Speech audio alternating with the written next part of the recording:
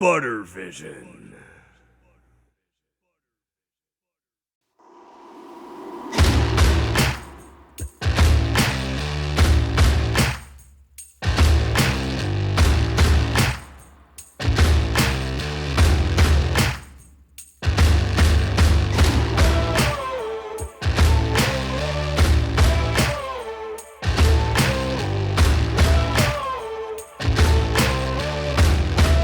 What up, son?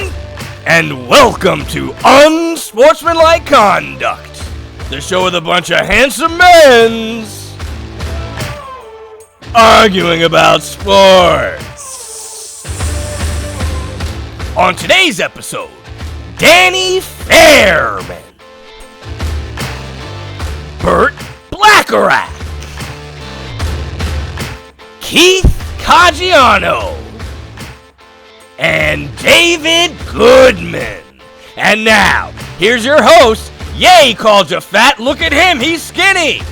Ain't never stopped him from getting busy. J.D. Butter!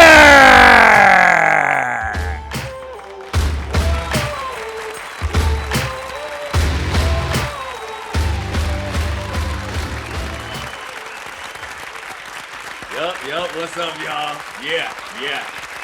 Your man J.D. Butter, we're back. And I also once got busy in a Burger King bathroom. But that's a story for another episode. What up, y'all? It's the Butter Man, Mantequilla, J.D. Butter, back at you with another episode of Unsportsmanlike Conduct. And I'm really excited about this one. I think this one's going to be my favorite episode of the season, simply because it's going to be more personal for each of the panelists. It's going to, there's more pathos, more meaning. So let's get right into it. I'm not going to waste any time. First up, my man, originally from my car club, the Crazy Eights Car and Social Club, father of two, my man, Mr. Danny Fairman in the house, ladies and germs. Mr. Fairman, what's good? There he is. Yeah, what's good, man? What's going on, man? Yeah, you ready for this one? 'Cause this one, dude, I'm telling you, this one was almost designed with you in mind. It's like, one of our main storytellers. I got a good one today, my man. All right. Bring the heat. Let's get the rest of these cats in here. Next up, our man, the doctor of general knowledge and one of our main cut-ups, probably our main cut-up, my man, Mr. David Goodman in the house, ladies and gentlemen. Mr. Goodman, what's good, man? Yeah. What? Low tech today. Wow. I'm in my wife's office, Woo. having some technical difficulties in the studio. Dang, man.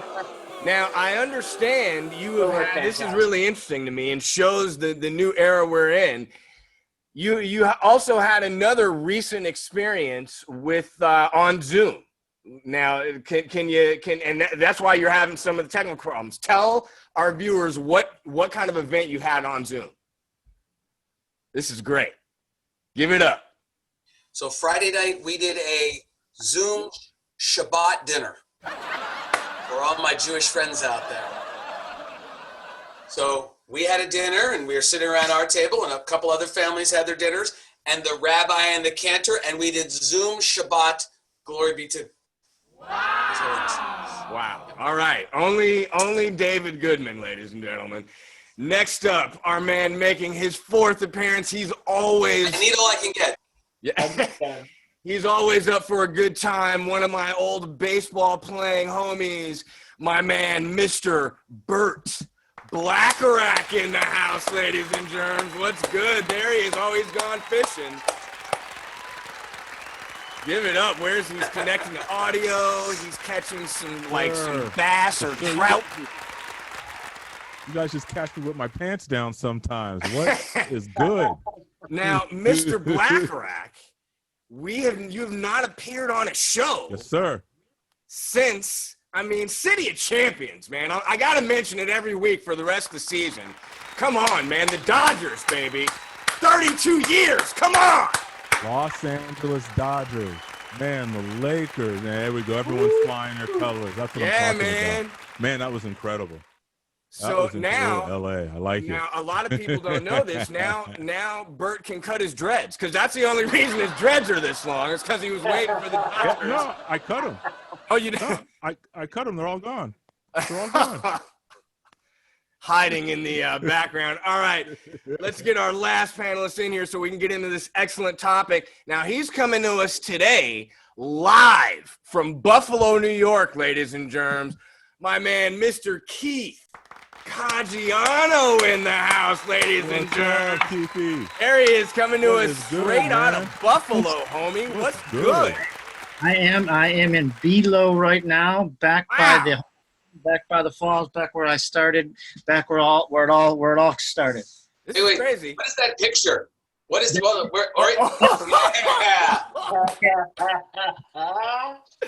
yeah. This was the cat back in the day. Wow. Is that Jake Ryan from 16 Candles? So now, Keith, before we get into the show, I woke up this morning to snow, so they're not. I didn't expect that shit. They take it seriously. I'm not. Buffalo. What do you expect? Can I ask a quick question? Is there still Sal's Birdland? Salzburg land? The wings? Because that used to be like a Syracuse thing. Syracuse is about 4 hours away. Yeah, I realize that, but I thought it came from Buffalo. Didn't come from Buffalo? I'm not familiar with that brand.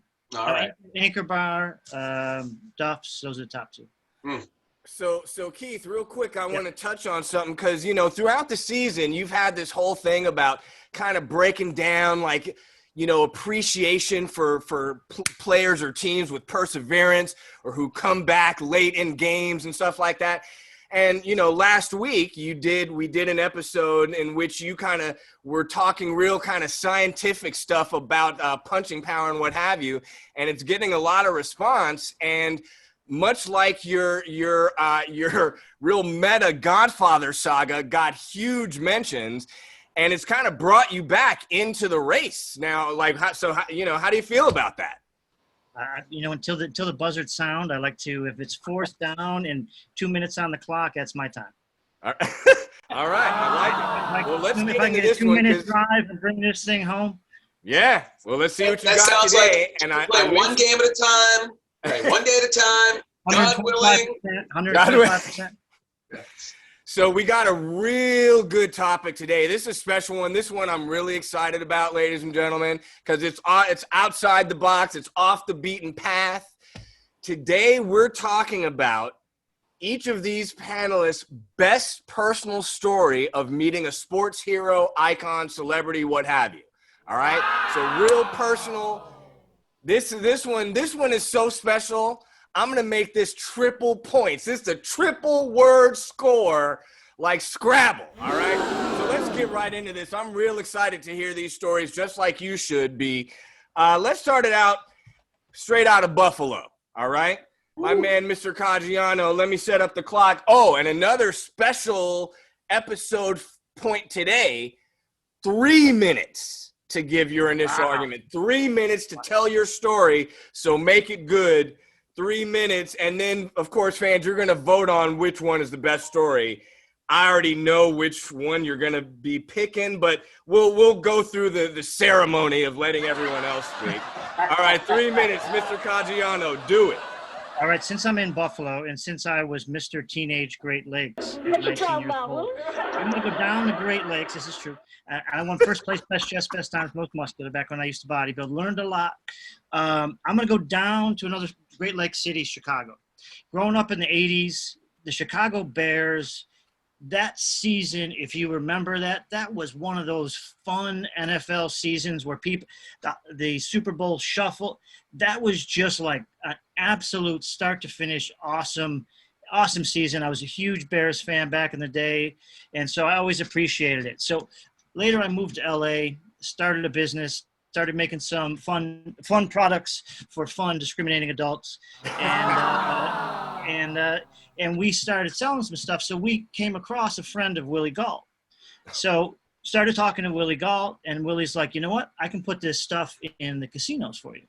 I'm like, you don't say.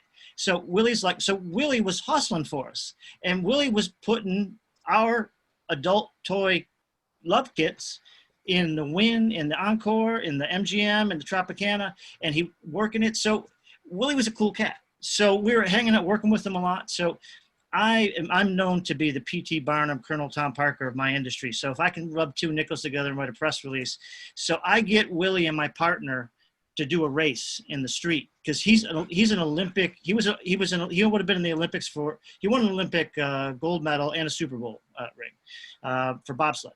But he's still running. He still looks great. He's runs every day. So I had him race my partner. I had my partner start first, and I took a picture where my partner's like a whole step ahead of him, and I wrote the press release. This company's owner races Willie Galt. False start allegations abound, and then I wrote in. I wrote into it like my partner was denying it, even though the picture said it, just to be like outrageous, So Willie was a cool cat. So we had a trade show in Chicago for the convenience store industry in Chicago. So we brought Willie in our booth, and we had, in Chicago, and we had a picture of Willie in the booth. So Willie wasn't there. All of a sudden, Matt Suey comes by, who was his fullback, and looks and goes, "Is that Willie's in your booth?" I'm like, "Yeah, he's just around the corner." He was like, "What? Willie's selling this?" I'm like, "Yeah." Because Willie's cool with that stuff. So, but the thing is after that, we spent 3 days in Chicago, and we would go out to restaurants or 20 bars, seconds. and the line was around the corner, and all of a sudden, we're with like a celebrity to get into every place. So no, I can't let you guys in. Oh, it was Willie Galt. So we're able to get in. He's a real cool cat. So, we got to do Chicago with like a Chicago legend to go around, which was really cool. But because you need a little extra juice, I'm going to tell you my E! True Hollywood Story opening scene. We hung out at Vegas. He did a Vegas show for us, the adult show. We wake up the next morning barely. We did a disco launch. So we're all dressed in disco clothes. I got a disco wave on. We got afros. We got Willie, and Willie had one of his friends who was a girl who was a pussycat doll. And we had 4 other girls dressed up in our disco outfits. I don't think I slept. I had red sunglasses on, and we're walking through all the casinos, and I've got sweat coming on the inside of my eyes. But meanwhile, I'm cruising with white bell bottoms, with the Travolta wave, with red glasses. So I'm going and we're walking 6 people across, and people are going, "There's the porn people, there's the porn people." But we were with Willie Galt too. Inside my eyes, I'm going, "Dear God, I'll never do this again. Dear God, I'll never say it like in Vegas." I was sweating, but that's how my E! True Hollywood Story is going to start. All right. Not bad. Warren Sapp ones that might not be ready for prime time. Right. All right. Not bad. You don't want to smoke with Warren. I bet. All right. So next up, let's throw it to my man, Mr. Blackerack, and see what you got. Let me set up the clock. 3 minutes, and you don't have to use the whole 3 minutes. Whatever you want to do. Just make it exciting. 3 minutes. Get it started now. Mine's going to be short and sweet. All right. I think I'm 14 years old. Hey, JD, can you show him that picture of me real quick? All right. Let me pop that up. All right. I like it. Precocious baseball playing Burt Blackerack. All right. Yep. What you got? So my mom went back to college, and she was like 45 or 46 years old. So she had a new friend that she met at college, and she comes home. She said, "Hey, I got this friend who says I live next door to Roy Campanella, and I'm friends with him." And she tells my mom, "Hey, if your son wants to come, I'm sure I can get him over there." So my mom comes home, and she says, "Hey, I got a new friend, blah, blah, blah. You want to go meet Roy Campanella?" And I was like, "Yeah, sure." I knew he was a catcher. I knew he was a great ball player, but he was a generation before me. Right.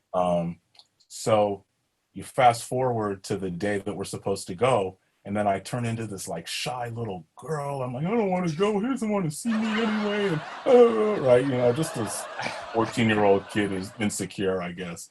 So she talks me into it, and we arrive at his house. So we get to the front door. We open the front door opens, and it's Roy Campanella and his wife. And then I take 2 or 3 steps in, and then like everyone just disappeared. It was just me and Roy.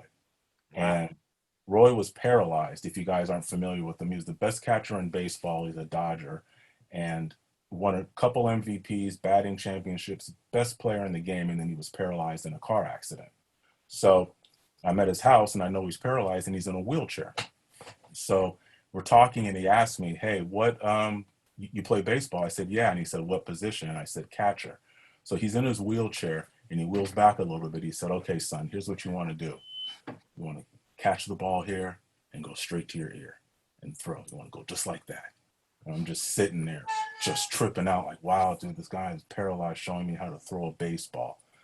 You fast forward 3 days, he takes me to a Dodger game and we're in the skybox together and I'm actually getting to wheel him around at the Dodger game, which was phenomenal. So ever since I met him, he became my favorite player.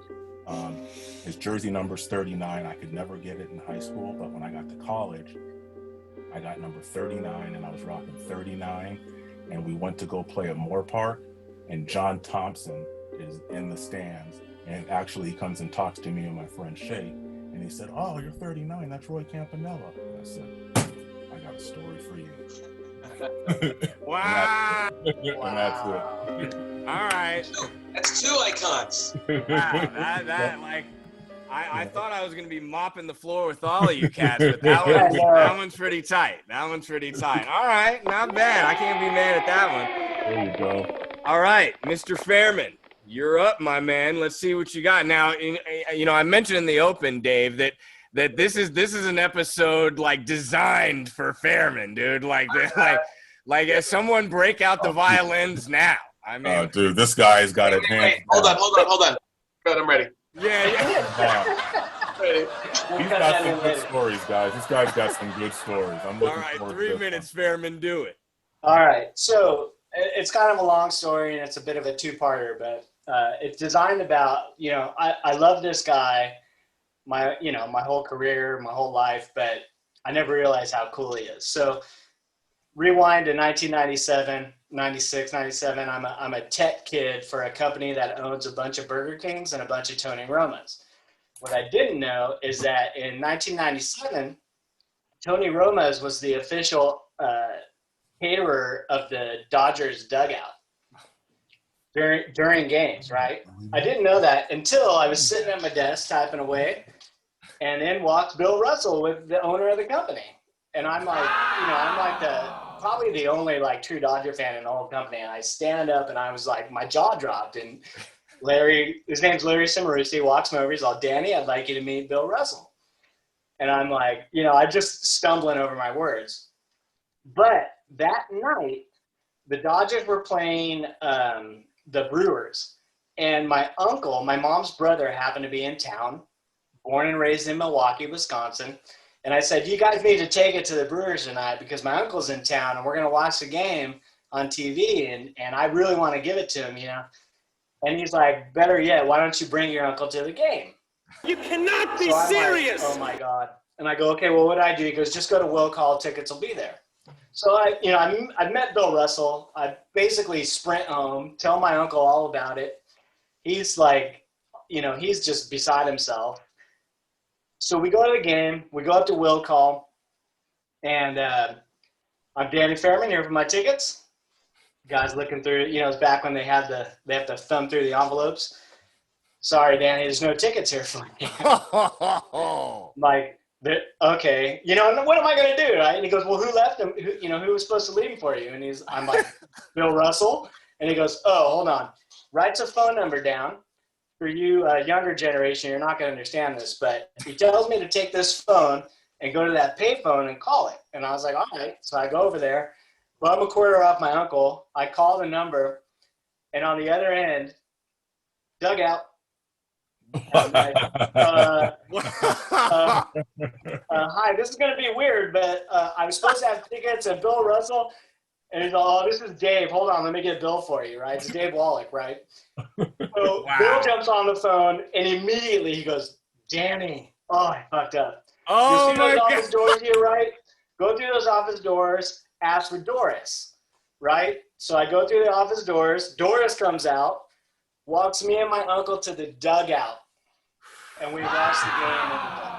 How much time do I have left? Oh, wow. Hold on, how much time do I have left? You got to stop there, man. I don't know. You got to stop while you're ahead, dude. Yeah, Unless, all right, we'll let you go a little bit over. What do you got? Okay, so we watch the game. I'm laughing. You know, my Piazza, Karos is, you know, fist bumping us, high fiving us. Wow. It's just the best night ever, right? My uncle's in tears the whole night, right? So fast forward about a decade, I'm in this golf tournament, and me and my buddy Keith walk to our golf carts. We're in 14A. We go look at who's in our foursome, and it's Bill Russell and Steve Yeager. Oh my Bill God. and Steve signed a bat for me. Wow. Wow. Very Four nice. MVPs, by the He way. had a bat in the 1980. car. I mean, wow, having something signed is pretty special. Dang, dude, that was Wait a nice. minute. That was I nice. not falling for that. I think David's setting us up for something. I mean, having something signed is pretty special. Yeah, David's setting us up. Here we All right, go. well, Real quick though, the cool thing was I walked up, we put our golf clubs, Bill and Steve walk up, and I'm like, hey, Bill, you're not going to remember, but I used to work for this Burger King and Tony Roma's, and he goes, Danny. He remembered me a decade later. Wow. It was Wow. awesome. Wow. Awesome. Bill All Russell's right. awesome. Good That's cool. stuff. That's cool. Jeremy. That's cool. All right, gonna be hard to rebut that one, but I got something for you. Mr. Goodman, you're Well- up, my man. 3 minutes. Do it. So, you know, living in Los Angeles and working in the entertainment business, I'm not a big shot producer, a big shot director, but I've worked in the post business and I've worked in the production business a long time. So from a celebrity standpoint, I've had some very lucky encounters. You know, as a kid, I worked on Kindergarten Cop, and I worked with, you know, Schwarzenegger, and he tried to pick up my girlfriend. You know, I spent the day with Sidney Poitier on a stage, just being like his personal assistant, which was just amazing. You know, months of being on Texas with Jeff Bridges. One of my favorite moments was one of my fraternity brothers, his cousin is Peter Scolari, right? If you guys remember Peter Scolari from Bosom Buddies. So he introduces me to Peter, and Peter says, whenever you want to have lunch, come on over and call me. So I said, hey, Peter, I'm a kid, 1988 maybe. Can we have lunch? He says, come on over to the CBS Radford lot. I go over to the CBS Radford lot, and I have lunch with Peter Scolari, Tom Poston, who you remember from the Newhart show. Oh, yeah. Martin, Rowan and Martin, who was the director, and Bob Newhart. Wow, those are legends. It was great. It was the rudest, most disgusting language, and, you know, golf joke. Anyway, so I've had a lot of fun stuff like that. You know, I worked with, and newer stuff. I've worked with Keanu Reeves, spent a lot of time and things like that. So that's kind of fun. But from a sports standpoint, when I was in college, I used to bartend at a Bennigan's. If you guys remember Bennigan's, it's like Fridays. Back in 1986, I think, I had Barkley come in one night drinking at my bar on a Saturday night. I mean, who knows how much he drank? $150,000, and then the next morning against the Celtics on a nationally televised game dropped like 30. That was kind of fun. But my personal story, again, let's go to our Dodgers. 2005, 2006, 2007, somewhere in there. My company had Dodger season tickets, and they used to do like a fan appreciation day. And you could go to the stadium, and you could hit in the, you know, pitch in the bullpen, and you could hit in the they threw BP to you, and it was a lot of fun. And you shag fly balls, and I have some pictures which I can't show you, but JD will probably show you some in the credits. So I desperately wanted to meet not like a player from the Dodgers, but the most famous Dodger manager of all time. So I'm trying to find a reason to go up and talk to Tommy. Tommy Lasorda is from Norristown, PA, which is like a couple towns over from where I grew up. His brother owns a bar in the shopping center next to where my mother, after my father passed, where my mother moved. So Lasorda's Tavern was next door. And I went to high school. With Tommy's nephew. So it gave me a reason to go up and go, Tommy, hey, you don't know me, I'm David Goodman, but my mother lives next door to your brother's tavern. And, you know, I went to high school with Billy Sabatini. Billy Sabatini, oh my God. So I got to actually sit and have this like 20 or 30 minute like conversation. We just talked about guys, and it was because I had a reason to lock myself in, and we just talked about Philly and growing up in Philly and coming to LA and all that kind of, he was such a warm, caring guy. And he said, well, hold on a second, before you go. And he runs back and he comes back and he says, let me give you this. And he gives him the The Lasorda Montepulciano, all right? With the little signature from Tommy, 2006. I don't know when I'm going to open this. Wow. All right. I think Tommy is feeling better right now, and we was in intensive care, so I'm hoping he gets better. That's when we break this open, when it's time to celebrate Tommy. All right. Well, all right, you guys. All right, you guys surprised me. You come with some real strong stuff here. We done? We all done? No, we can't forget about butter time. Sorry, I gotta go. Yeah. So if we're gonna do butter time, I got the stopwatch, and I'm just gonna put it at 5 minutes. Is it gonna be live? Is it gonna be live? Remember it. I got it. 3 minutes. Vanilli in this one too. And I will say, Dave, having something signed, so in my life, there are really only a few kind of Mount Rushmore type icon and heroes. All right. And probably the number one is a guy by the name of Cassius Marcellus Clay, aka Muhammad Ali. Okay. He was actually born in the same hospital as my mom was in Louisville, Kentucky. So from the time I understood what another human being was, Muhammad Ali was one of the most iconic persons in my life. So when I was a young kid, we had some family come out here for the summer, or for a few weeks during the summer. And then so we were about to drive some of them to the airport, to LAX, to fly back to Detroit, right? So knowing that I was going to be bored in the car, I decided to bring a comic book with me just to read in the backseat of the car. Now, back then, in those days, they occasionally would put out these really big size comics, right? And often they were like Superman versus Flash or Superman versus Spider-Man or something like that, right? So I grabbed one of those types of comic books to read in the backseat of the car, right? So we get to the airport and we're unloading my family's bags, and then, like my mom's boyfriend is going to park the car and then we're going to walk down. This is in an era too where you could actually anyone could go up to the gate. Like security was very lax back then. So we're at the curb, and I look to my right, and I notice a Stutz Bearcat, all right? It's a Stutz Bearcat, and I don't know, probably a lot of you don't know what that is. It was kind of like this custom car from the 70s that really only rich people had. And I look down, and I'm a car kid, so I go down and look at it, and I notice that it has the license plate that says Champ, but I don't pay it any mind. I'm just checking out the car.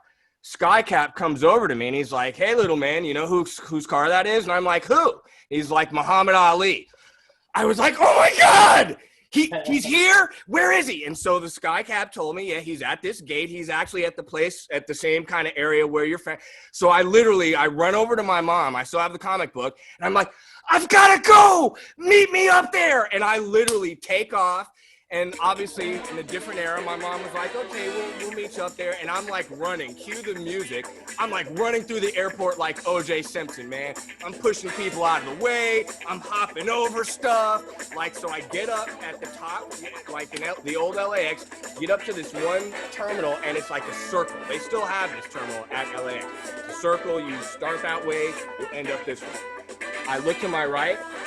There he is, the champ, Muhammad Ali, right? I run up to him, like there's a few kids still around him that he's talking to, that he's finishing up though. I run up to him and I'm just staring at him. And he's like, "Hey," starts talking to me, and he's like, "What do you got there?" And I didn't even realize. I look, and it's the comic book that I had brought with me. Now, the cover has not survived all these years, but it was my Muhammad Ali versus Superman comic book.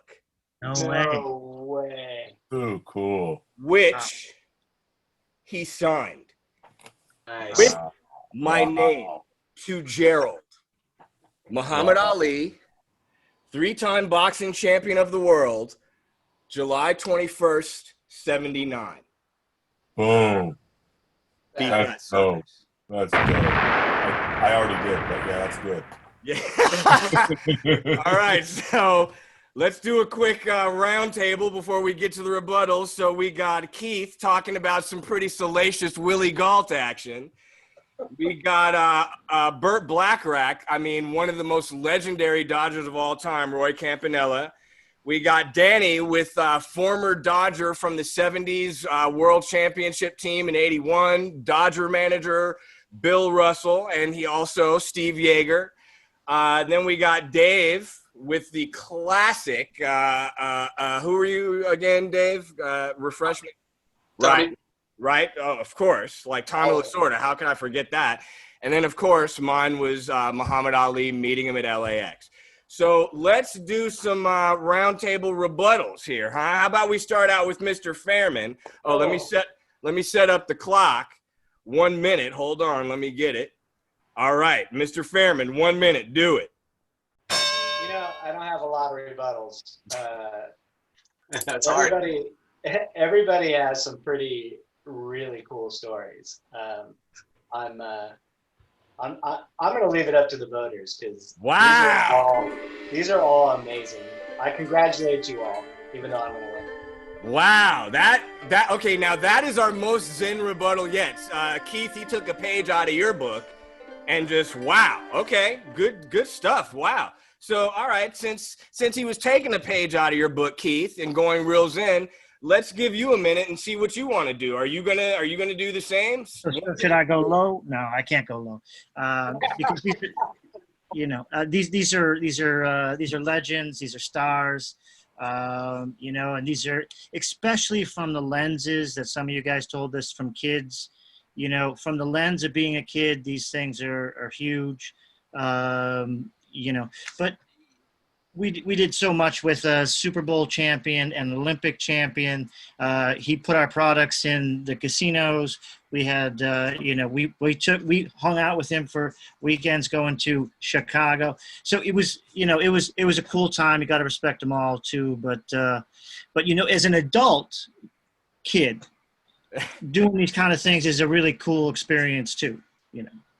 I sense, Keith, that probably there were some parts of this story that we can't repeat here on this family show. You know what happens in Vegas stays in Vegas. Yeah, exactly. When we have our after hours episode. Right. All right. I was about to throw it to Mr. Blackrack, but he seems to have taken a leave of absence. Nope, I'm here. I'm here. Right. I just thought of something, that's all. All right, Mr. Blackrack, 1 minute rebuttal. Do it. So they're all really good stories. Everyone's met Tommy Lasorda, so I mean, come on. Bird decides to go low anyway. Who hasn't met Tommy? And if I was going to tell Vegas stories and condom stories, then I'd have to explain stuff to other people. So I'm not going to go there, but we all got those in our back pocket. So you got those two. Muhammad Ali as a kid is pretty cool. Having the Superman comic in the signature, that's pretty cool. I think what separates all of that from my story is, I met this man who was disabled but still had the vigor, right? He completely left a stain on me for the rest of my life. That's the way that I throw. All of my numbers have 39 in it. I think about him all the time to actually take that piece of my soul, and it's actually shaped who I am. I mean, I even got my own bobblehead, right?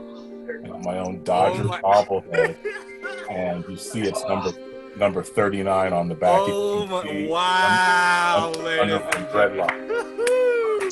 So, Roy changed who I am as a person, gave me a whole different belief system, work ethic, and I think that's what separates my story from the other stories. Oh, wow.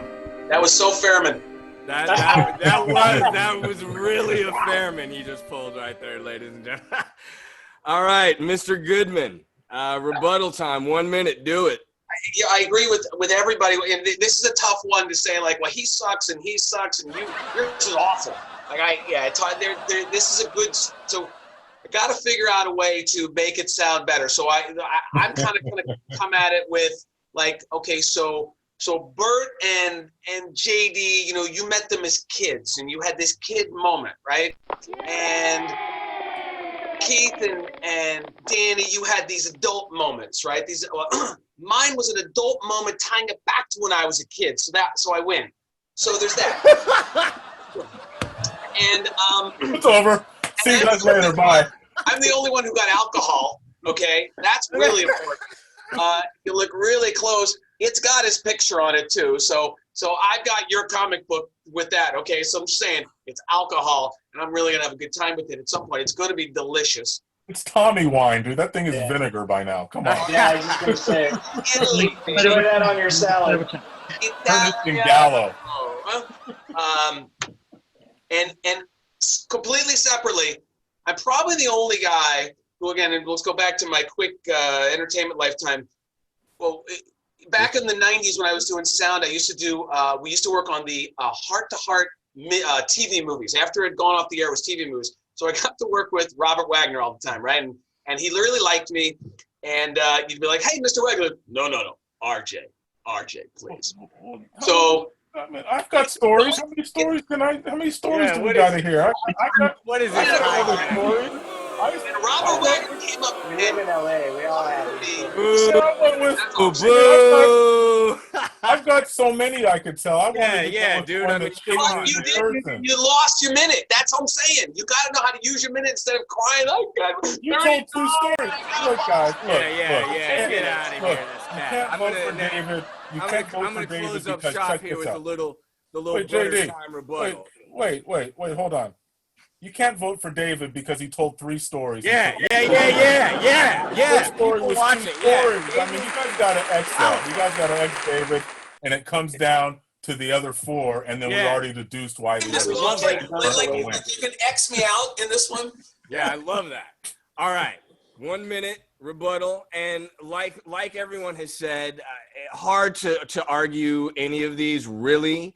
So I'm just gonna say, Ali has even transcended sports iconery, as Keith would say. He's the GOAT. He's one of the most famous people who ever lived. And this comic book, I went on eBay to see, like, you can't even get a regular one of these comic books for less than like a couple of $100. All right. And again, signed to me. All right. The GOAT. Everyone else is great. Ali is the greatest, just like JD Butter. That's the truth, baby. There it is, ladies and gentlemen in America. Now it's on you. No one you got got Roy Campanella. Come on, Roy Campanella. And this We got Roy Campanella stories, man. Come on. This that's the best. episode isn't even just for you sports fans. Oh, he's right-lying. Am I Wi-Fiing right now? This is not even just for the sports fans. This is for everyone, America. This is for everyone who's ever had a hero and had a moment with the hero. Yep. And you get to hear ours. So you tell us who you think had the best story. And like I said earlier, triple points. So you can flip the whole apple cart on its head, America. So let's do that. And after this one, only 2 episodes left, ladies and gentlemen. So Danny Fairman, the current leader, Olu in the mix, David Goodman in the mix, I'm in the mix, Keith Caggiano in the mix. 2 episodes to go. Until next week, we'll be back for another episode of Unsportsmanlike Conduct. Peace.